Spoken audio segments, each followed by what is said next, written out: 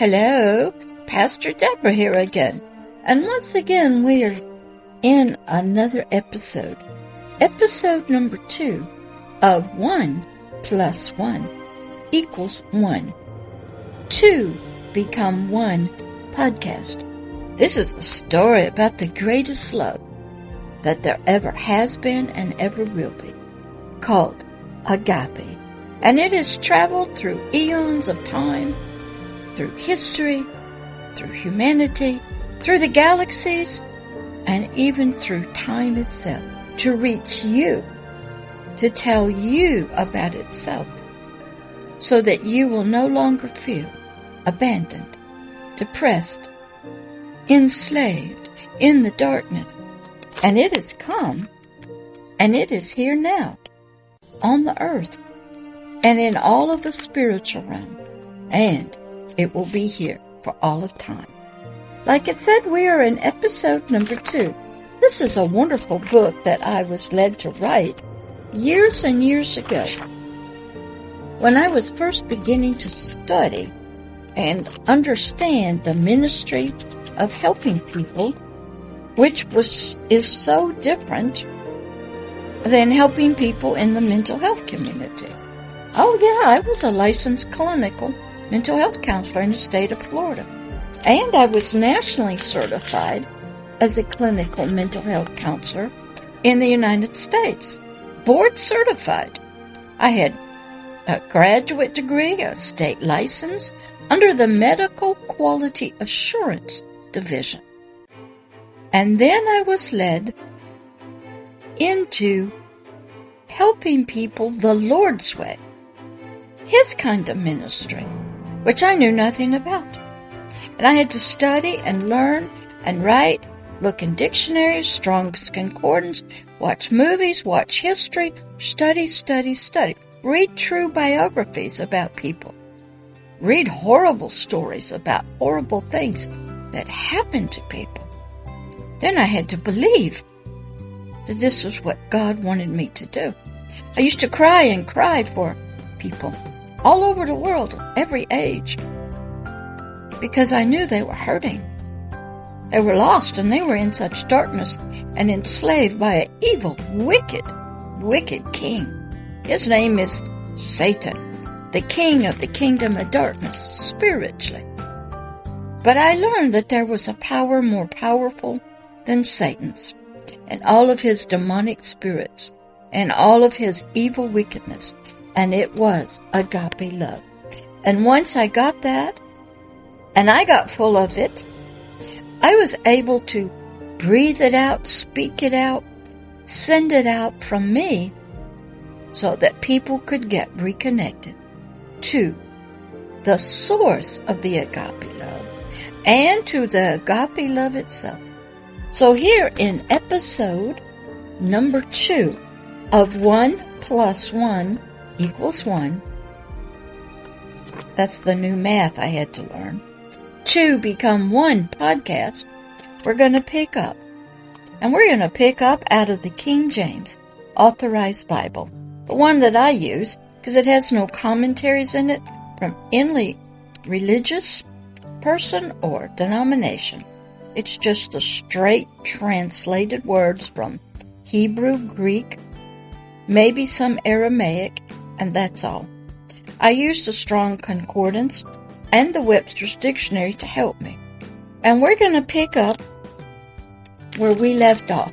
And we were getting into the details, into the definition, into the source of and explanation of what agape love was and is still today. So we're going to pick up in 1 Corinthians 13, 1 through 13, and that's going to help us to tell us what agape love is and the definition of it and the deep recesses of it, so that we can understand it. It's not the normal human love for animals, for people, for nature, it's deeper than that. And we have to study it so that we can understand it as we are being touched by it. And this has been the greatest spiritual gift that was ever given. It's been displayed in many ways when one gives their life for another to save them. We see that all around when a soldier will lay on a grenade, a barbed wire, so others can go over and be free, or stay behind and be killed so that others can live. We see it when even in animals, when mothers will protect their babies. Agape love is in everything. It's in nature, in animals. It's in people, but not as much as it should be. And only until you understand it can you get a grasp of its power. It's an everlasting covenant to humanity and how it has come to us and how it is to help us. So here in 1 Corinthians 13, 1 through 13, this is the Apostle Paul, an early apostle, means follower, disciple, of some guy named Christ Jesus. Paul used to be what you'd call a Jewish policeman. He was of the religious sect that was attacking these early disciples of this Christ because they were speaking and following this Christ instead of following the Jewish religion by the Jewish leaders. So Paul would go out and arrest them. Yeah. Well, he got touched one day. He was on a horse or a donkey and something hit him. And he fell to the ground and he was blinded for 3 days. Now he knew the word. He had read the word. But he was against those people who were following this young man. This young man, Christ, never became a rabbi, never went to Bible school like the others, never followed the traditions of religion. And this Christ even declared to the Jewish people he was a God himself. He was a son, an offspring of the God. Oh, did that make them mad? So they turned him over to Pilate. And then he told Pilate he was a king. So Paul was after these people who followed him. Now let's listen. After Paul got touched and got blinded for 3 days, he changed. Sometimes you have to have a powerful touch, powerful experience that will shake you to your core to help you change your thoughts, your reality, your beliefs. Sometimes it's near-death experiences. Sometimes it's a horrible sickness. Sometimes it's the death of somebody else. It could be anything. So 1 Corinthians 13, verses 1 through 3. We'll see how far we can get. Verse number 1. This is Paul writing. Though I speak with the tongues, that means the language of men, I talk in their language, and of angels. Do you talk in the tongues or the language of angels? What does that mean? Well, I talk in the language of angels through the gift of discerning of spirits. I also talk their language. What does that mean? Well, that's a good question, and that's a good topic to study. The tongues of angels. But Paul is saying I can speak to men, I can speak to angels. And I can talk to you in a heavenly language, in a spiritual language, or a human language. And he said, that's wonderful.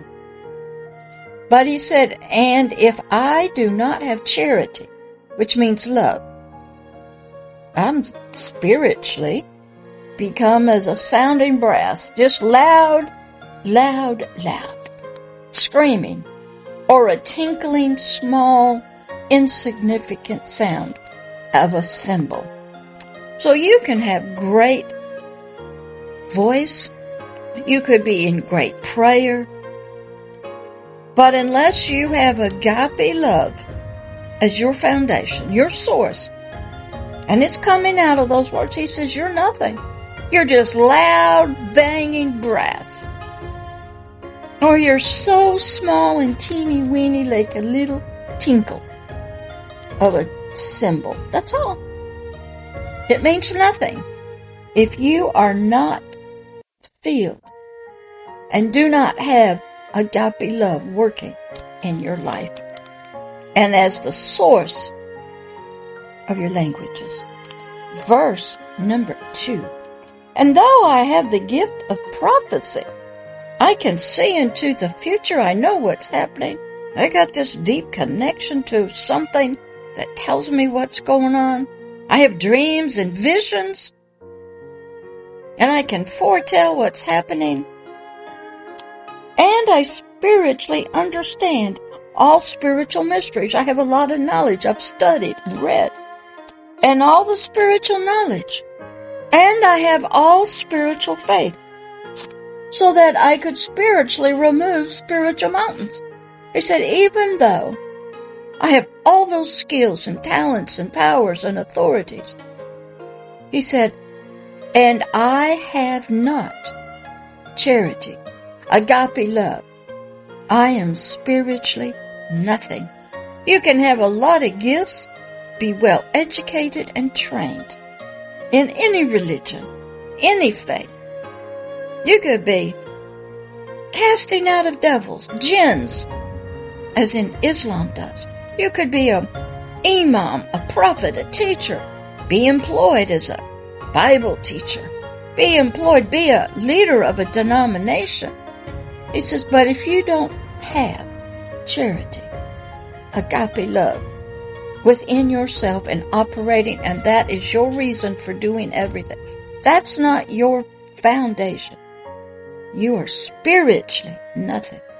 Now let's just stop there and let that sink in, because we're fixing to be taken to another scripture out of the King James Bible. I learned years ago, follow the scripture references. Look up the words in the Concordance and the Webster's dictionary. Stop, ponder. The word agape actually comes from the Greeks. It's not a human love. It's not your soulish love. It's something different. And Paul is saying you can be powerful, gifted, talented, have studied, got degrees, just like he was. He went to school to be a leader. He was considered a rabbi, a teacher, a learned one. He says you can do all that, but if you do not have agape love spiritually in your spirit, moving through and out of your soul, you are absolutely considered nothing in the eyes of the source of agape love. And I want to stop right there. It's not very far. But you have to see you can be talented, gifted, educated, prosperous, well-liked, and yet in the eyes of the source, the Father, the King of agape love, you are nothing. Do you understand that? Nothing. All of those gifts and talents and abilities mean nothing to Him and to His kingdom and to His ministries and to His plan and to His hopes for humanity. It means you have nothing to offer us, nothing to give except whatever you have, but not agape love. So you just let those two verses sink in. Look at yourself and begin to ask, what are you serving to humanity? What kind of love is coming out of you? Is it just out of your soul? Is it fake? Is it from multiple personalities? Is it demonic? How would you define the love you're offering to humanity? And I'm going to end it right here. And we'll pick up in part number 3 next time. All right, bye-bye.